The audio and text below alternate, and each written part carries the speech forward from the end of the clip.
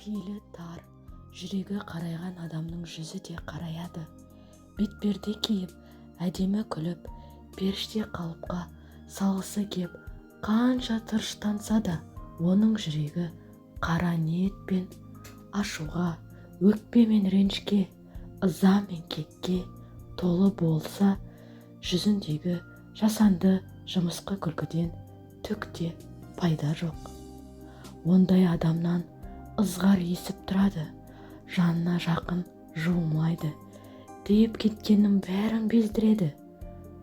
Жалғаннан іліп алар жарық таппаған сон, көзі жарқыраған нұрды көре алмаған сон, қарайған жүрегі соныңда амалы құрып түбегейлі қара тасқа айналады екен.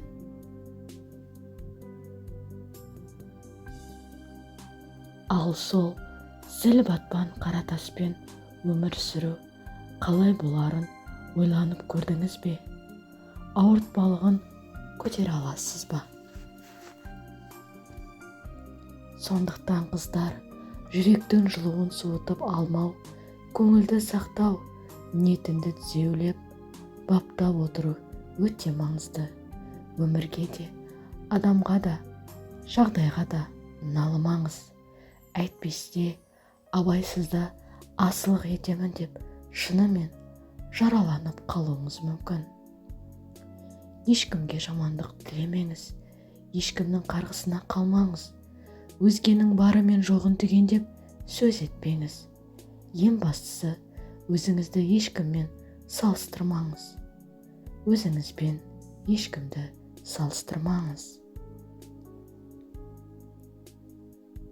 Жүрекке махаббат та, сенім де, үміт те, ақ бейіл мен таза ниет те, ақыр соны кешірім де сияды, қалауын таппасаңыз болғаны.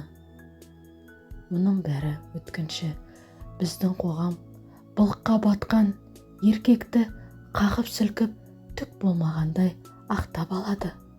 Ал қателік жасаса кешіріммен қарайды. Ол абайсызда әйелінен өзге біреуді сүйіп қалса, көз жұмып серілікке балайды. Ол ішкілікке салынған есіл дерті құмар болған ессіз болса да, біздің қоғам үшін алтын басты еркек болып қала береді.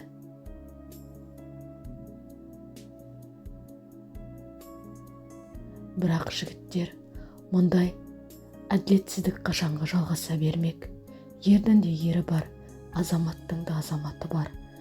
Сіздердің кей ессіздіктеріңізді кеселі ел алдыңда сыйлы, нағыз алтын басты бауырларыңызға тиіп кетіп жатқан жоқ па? Қашан ел болып ес жинайсыздар? Сіздерді дәрежелі, абыройлы етіп жаратқан жоқ па? Сол абыройды айрандай төгіп, ер емес ез деген атқа ұшырайтындай неге сонша ұсақталып барасыздар? Неге елдегі әр екінші әйелдің өліміне күйеуі себепкер? Қашан қолдарыңызға қанға малынып, саналарыңыз тұманданып кеткен? Сіздер біздің арқа сүйеріміз емессіздер ме?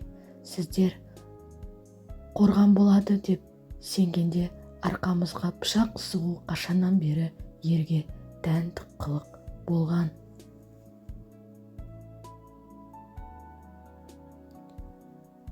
Іріліктің, тектіліктің жолын көрсетіп, жиналыңыздар. Нағыз ер азамат деген абыройлы атқа лайық болыңыздар. Арулар қашанда еріне аманат болған, аманатқа қиянат қылу қылмыс.